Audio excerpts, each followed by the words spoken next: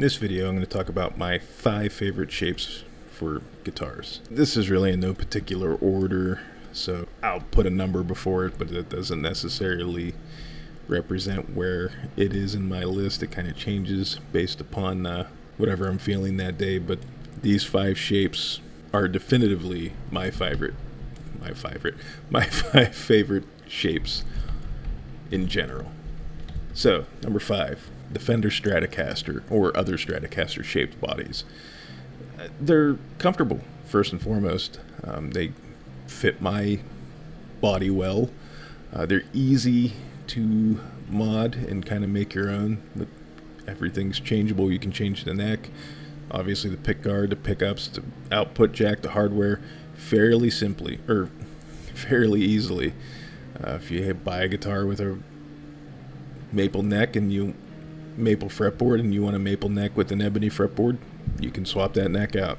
You buy one with a maple neck and a Pile Faro fingerboard and you want a roasted maple neck and fingerboard, you can swap that out. Hardware is pretty universal. There are some exceptions to that rule, but for the most part, there's replacements for the hardware out there somewhere. You can go from chrome hardware to gold hardware to black hardware to whatever. Pop the tuners out. If you have a Fender, it's pretty easy to just get Fender tuners and pop them back in without drilling anything. The modding potential is kind of limitless with a Stratocaster style guitar. And that's one of the reasons that I love that body style. Like I said, other than the fact that it fits me well. And for the most part, they look pretty cool if you do them upright. Number 4. The Flying V and its variations. The Flying V is one of the first guitars I was exposed to, as I originally got into metal through Metallica.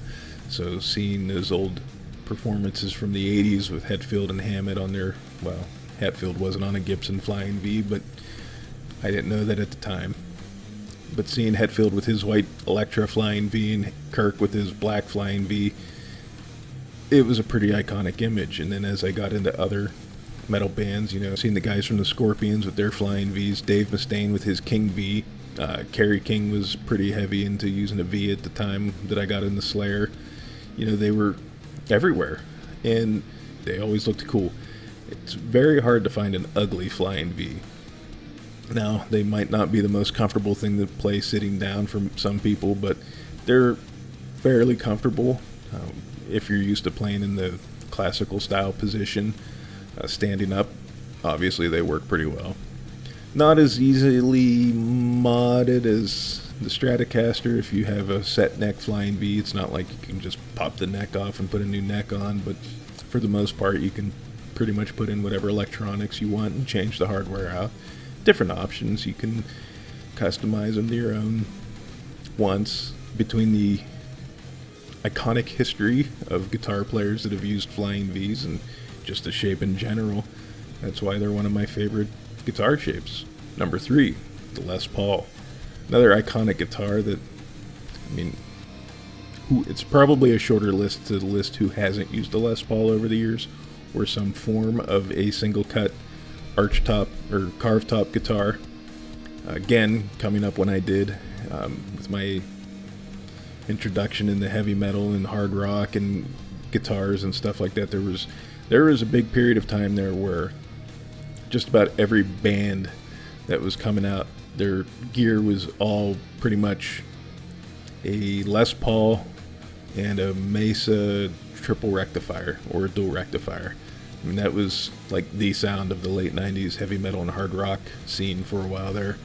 Not to mention classic players like Pete Townsend, Ace Frehley, Jimmy Page, and guys like that used Les Paul. So there's obviously a history there.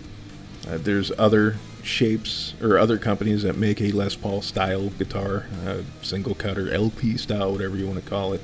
ESP Eclipse being one that comes to mind. The Dean Thoroughbred, a little different, but it's basically the same thing. Numerous companies make some kind of single cut shape like that, and most of them are pretty fucking cool. Still wish I would have been able to find a way to get that ESP GH3 back in the day, but alas, it was not meant to be. Number 2, the Dean ML. While that's probably the most divisive shape on my list, it was, admittedly, I'm not as in love with Pantera as I was when I was younger, but I was a huge, huge Pantera fan for quite a while there.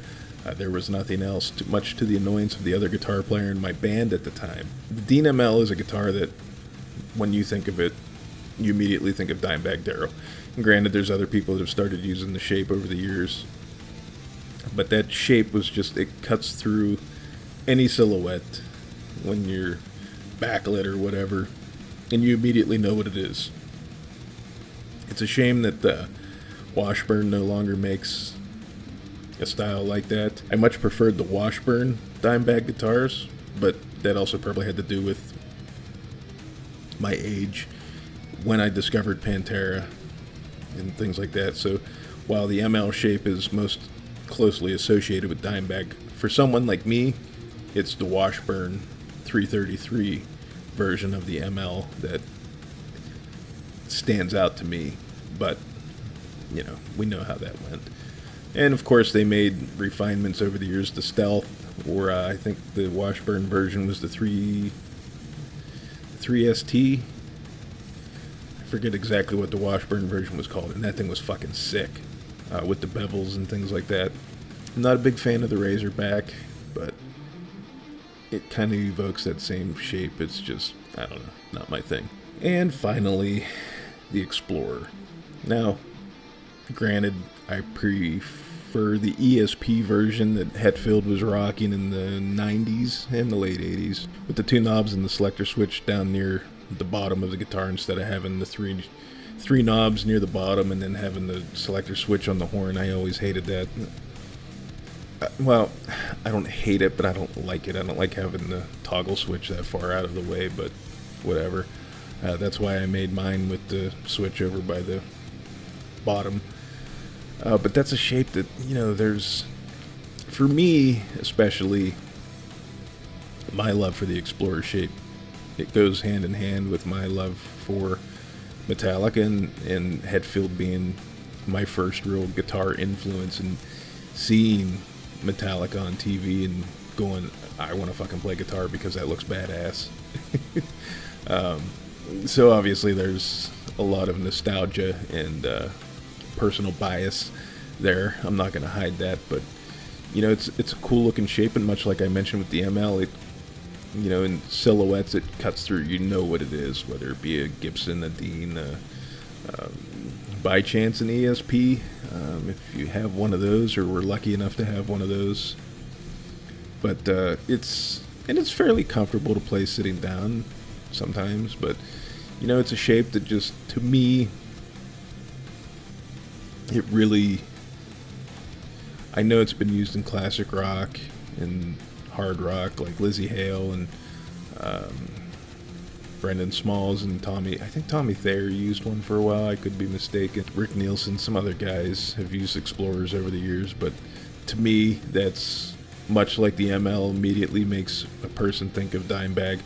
The Explorer immediately makes me think of Hetfield and some of the best fucking music that's ever been made, as far as, well, some of the best riffs that have ever been written and played have been played on an Explorer. So yeah, that's why it's on my list. Honorable mentions that didn't make the top 5, the Ernie Ball Music Man Stingray. There's something about the shape of that I really like. Very Strat-like, but it just kind of has like the body lines kind of break it up a little bit, so like at a glance it's a Strat, but then when you really look at it, it's not a Strat.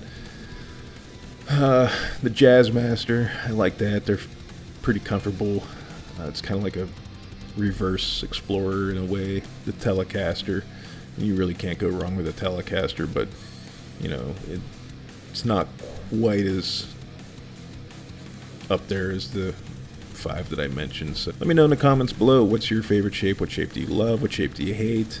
Can't really think of any shapes I hate. Maybe that weird star thing that Gus G plays. I don't like that at all. But you know, if it works for him, it works for him. But anyways, guys, if you could, you know the drill. Rate, comment, subscribe. Every little bit helps.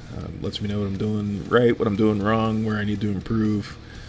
and all that jazz. So thank you for watching, and we'll see you in the next one.